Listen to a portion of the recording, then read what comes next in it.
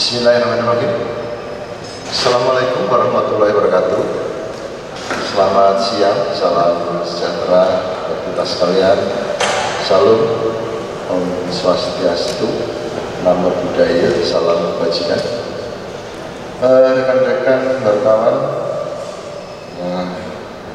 kembali pada siang hari ini kita berjumpa terkait dengan update situasi Kapolres pada hari Rabu tanggal 24 Juni 2020. Ada beberapa hal yang perlu saya sampaikan pada siang hari ini, yaitu terkait dengan penegakan hukum Karhutlah di Polda Jajaran. Berdasarkan data yang kami himpun dari Twitter Barreskrim Polri, periode 1 Januari sampai dengan tanggal 21 Juni 2020 terdapat 64 laporan polisi dengan perincian 63 kasus pelaku perorangan dan 1 kasus pelaku korporasi. Kemudian untuk luas area yang terbakar seluas 261,4875 hektar area. Adapun tersangka sebanyak 69 perorangan. Adapun korporasi belum ada yang ditetapkan sebagai tersangka. Terdapat 1 kasus dalam proses lidik. Selanjutnya kasus yang telah disidik sebanyak 23 kasus dengan perincian 14 kasus proses sidik dan 9 kasus tahap 1. Kemudian untuk penyelesaian perkara sendiri ada 43 kasus dengan perincian 2 kasus P21 dan 41 kasus tahap 2. Jadi tersangka dan barang bukti sudah dilimpahkan kepada JPU. Dari uraian saya tadi di atas bisa kami sampaikan bahwa Satker dan Satwil yang menangani penegakan hukum ini terkait dengan Karhutlah pada tahun 2020 ada 6 Satker dan Satwil dengan perincian sebagai berikut. Yang pertama, Barreskrim Polri. Dalam penanganan kasus tahun 2020 belum ada LP terkait dengan Karhutlah. Namun demikian, Barreskrim Polri ada 2 kasus yang pelakunya korporasi pada tahun 2019 dan baru tahun 2020 ini P21, serta ada 1 kasus yang pelakunya korporasi pada tahun ini, tahun 2020 tahap 2. Kemudian yang kedua, Polda Riau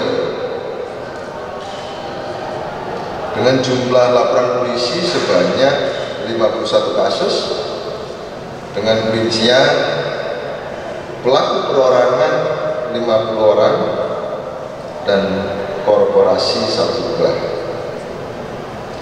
Kemudian luas area yang terbakar seluas 242,1675 hektar area. Dalam kasus ini sebanyak 58 orang telah ditetapkan sebagai tersangka perorangan dan korporasi belum ada yang ditetapkan sebagai tersangka. Kemudian tahap 1 ada 6 kasus perorangan dan proses sidik ada 5 kasus, serta yang sudah tahap 2 ada 40 kasus. Kemudian yang ketiga, Polda Jambi dengan jumlah laporan polisi sebanyak 2 buah dengan perincian semua pelaku perorangan, kemudian luas area lahan yang terbakar seluas 0,32 hektar. Dalam kasus ini sebanyak 2 orang telah ditetapkan sebagai tersangka perorangan, dan selanjutnya kasus dalam tahap pertama sebanyak 2 kasus. Kemudian yang keempat, Polda Kalteng dengan jumlah laporan polisi sebanyak 8 buah dengan perincian semua pelaku perorangan. Kemudian luas area yang terbakar seluas 11,5 hektar. Dalam kasus ini sebanyak 7 orang telah ditetapkan sebagai tersangka, yaitu tersangka perorangan maksud kami. Dan selanjutnya kasus yang dalam proses sidik sebanyak 6 kasus, dan proses lidik 1 kasus, serta yang sudah tahap 1 sebanyak 1 kasus. Yang kelima, Polda Aceh dengan jumlah laporan polisi sebanyak 1 kasus dengan perincian semua pelaku perorangan. Kemudian luas area yang terbakar seluas 2 hektar, dan dalam kasus ini belum ada yang ditetapkan sebagai tersangka. Selanjutnya kasus yang dalam proses sidik sebanyak 1 kasus. Polda Kepulauan Bangka Belitung dengan jumlah laporan polisi sebanyak 2 kasus dengan perincian semua pelaku perorangan, kemudian luas area yang terbakar seluas 5,5 hektar. Dalam kasus ini sebanyak 2 orang telah ditetapkan sebagai tersangka perorangan, dan selanjutnya kasus yang dalam proses sidik sebanyak 2 kasus. Tentunya para tersangka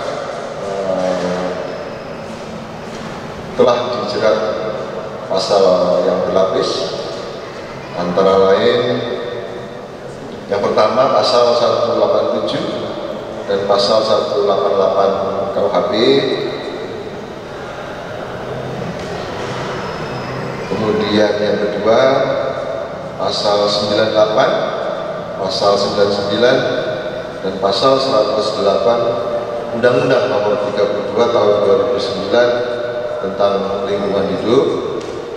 Kemudian yang ketiga pasal 108 Undang-Undang Nomor 39 Tahun 2014 tentang perkebunan. Selama ini Polri telah berperan aktif dalam penanggulangan karhutla bekerjasama dengan TNI, BNPB, kemudian pemerintah daerah dan stakeholder lainnya tentunya. Di samping itu, Bapak Presiden Republik Indonesia Joko Widodo dan Bapak Kapolri sejak awal tahun 2020 telah mewarning seluruh Kasatwil yang daerahnya rawan bencana karhutla untuk melaksanakan deteksi dini dan cegah dini agar tidak terjadi karhutla. Selanjutnya, apabila terjadi kebakaran hutan dan lahan, tentunya akan dilakukan pemadaman, penanggulangan dan penegakan hukum secara profesional dan proporsional. Kita ketahui bersama sejak pertengahan bulan April 2020 ini, menurut BMKG wilayah Indonesia sudah memasuki musim kemarau. Untuk itu, pada kesempatan yang baik ini, kami menghimbau agar masyarakat aware dan turut membantu pemerintah untuk tidak melakukan pembakaran hutan dan lahan. Tentunya apabila masih ditemukan adanya pembakaran hutan dan lahan, Polri tidak akan segan-segan melakukan tindakan tegas. Demikian informasi yang bisa kami sampaikan pada siang hari ini. Terima kasih. Wassalamualaikum warahmatullahi wabarakatuh. Salam sehat.